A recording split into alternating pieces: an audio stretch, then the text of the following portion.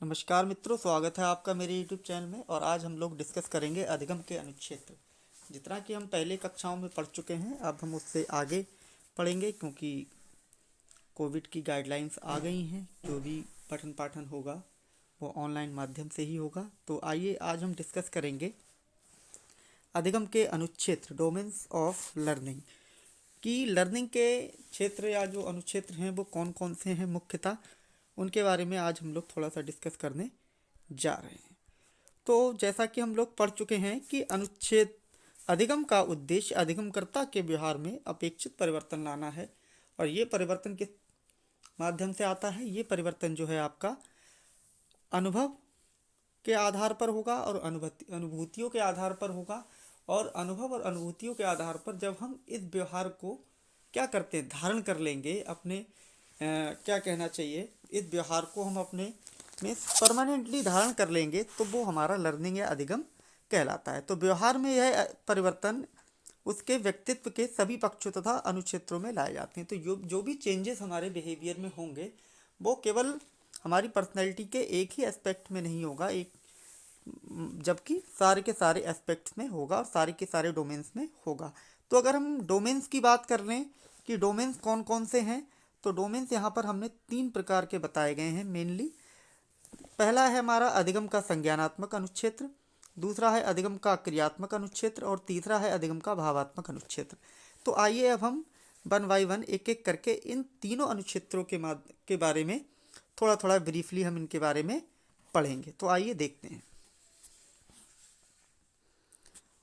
अधिगम का संज्ञानात्मक अनुच्छेत्र, जो अधिगम का संज्ञानात्मक अनुच्छेत्र है, ठीक है ना, उसका जो सीधे सीधे संबंध होता है वो संज्ञानात्मक व्यवहार से होता है। किससे होता है?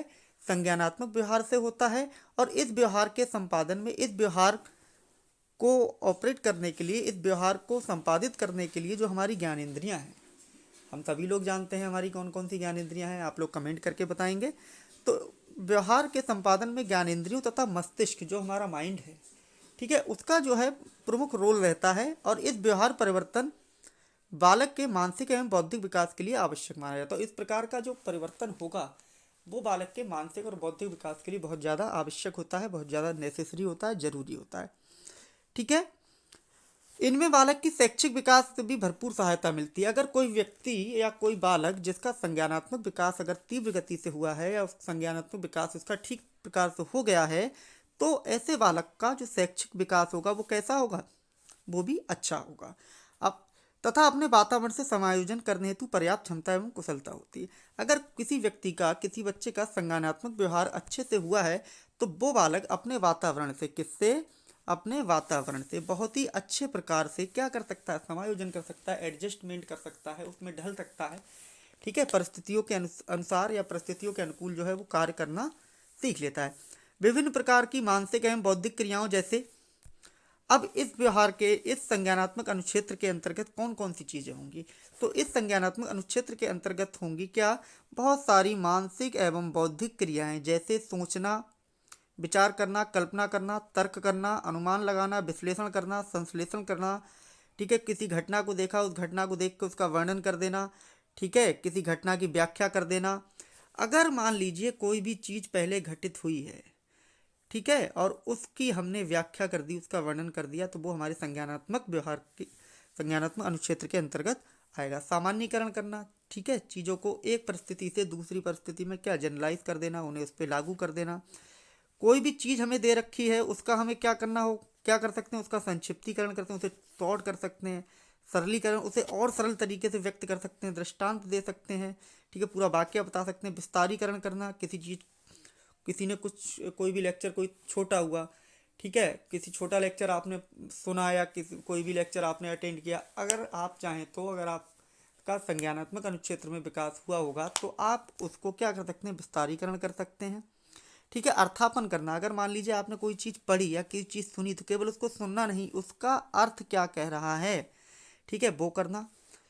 निष्कर्ष निकालना, ठीक है, आलोचना एवं समालोचना करना, किसी भी वस्तु की, किसी भी विचार की या फिर किसी भी सिद्धांत की आप आलोचना कर सकते हैं, समालोचना कर सकते हैं, आदि का जो भी संपादन होगा वो संज्ञानात्मक अनुच्छेत्र में आएगा। तो अब आप समझ गए कि जो अधिगम का संज्ञानात्मक अनुच्छेत्र है वो क्या है। नेक्स्ट देखते हैं हम लोग।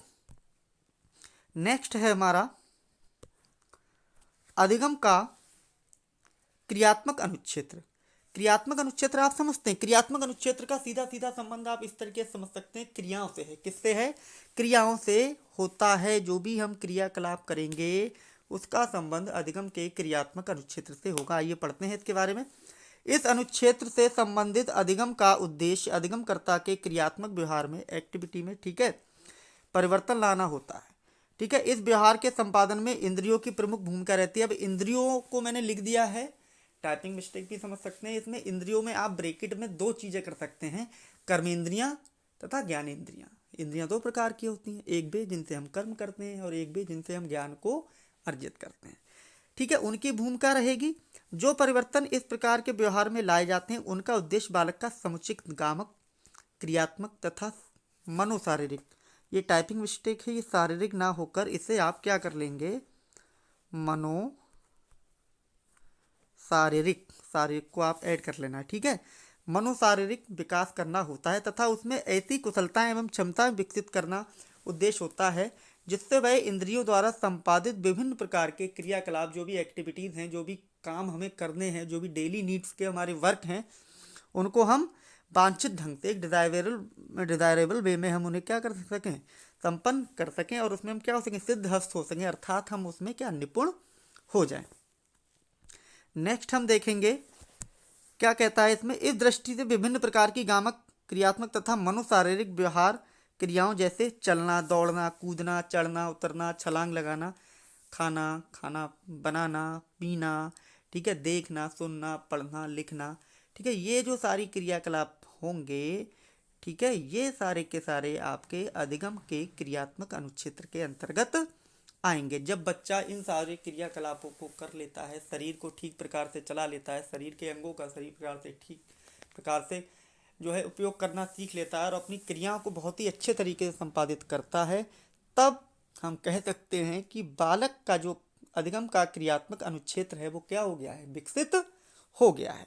नेक्स्ट अब हम देखेंगे, नेक्स्ट पॉइंट है हमारा, नेक्स्ट और लास्ट, थर्ड, अधिगम का भावात्मक अनुच्छेत्र। भावात्मक अनुच्छेत्र का सीधा सीधा संबंध अगर हम बात करें तो भावनाओं से है और भावों से है। जो हमारे मन में और हृदय में जो भावनाएं होती हैं, जो भाव उठते हैं, उससे उसका सीधा सीधा संबंध होता है। आइए देखते हैं।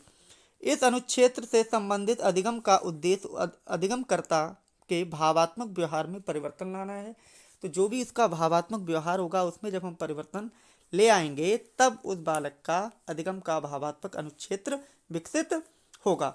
भावात्मक अनुच्छेत्र,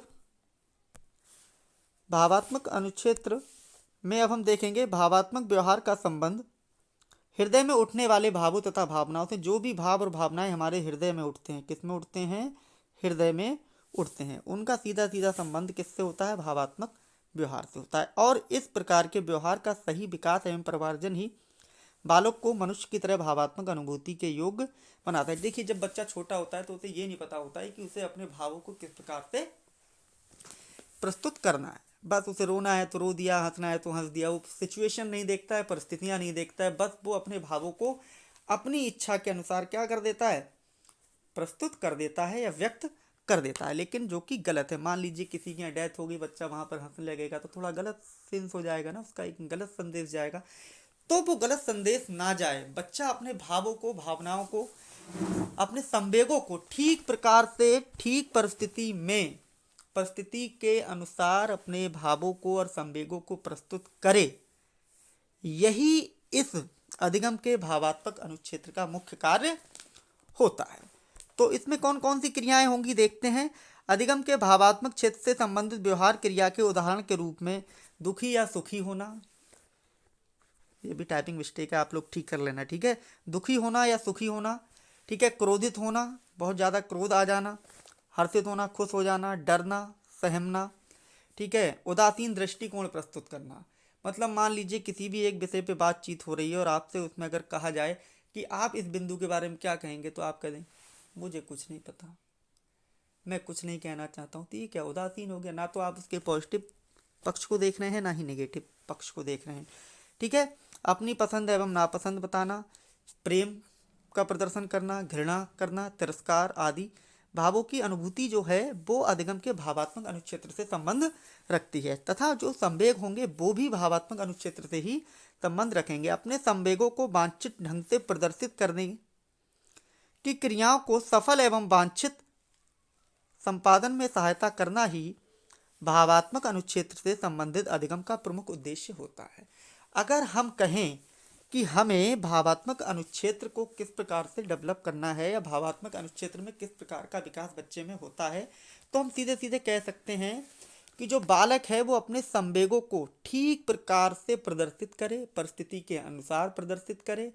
ठीक है, और जब इस प्रकार की जो क्रियाएं होंगी, अपने संवेगों को जब बच्चा अच्छे प्रकार से क्या करने लगेगा, प्रदर्शित करने लगेगा सफल तरीके से, वांछित तरीके से, तब हम कहेंगे कि इस बच्चे का अधिगम का भावात्मक अनुच्छेत्र क्या है, वो विकसित हो गया है। तो बच्चों, कैसी लगी आज की क्लास? अपने कमेंट, लाइक और सब्सक्रिप्शन के माध्यम से मुझे बताएं। Thank you class.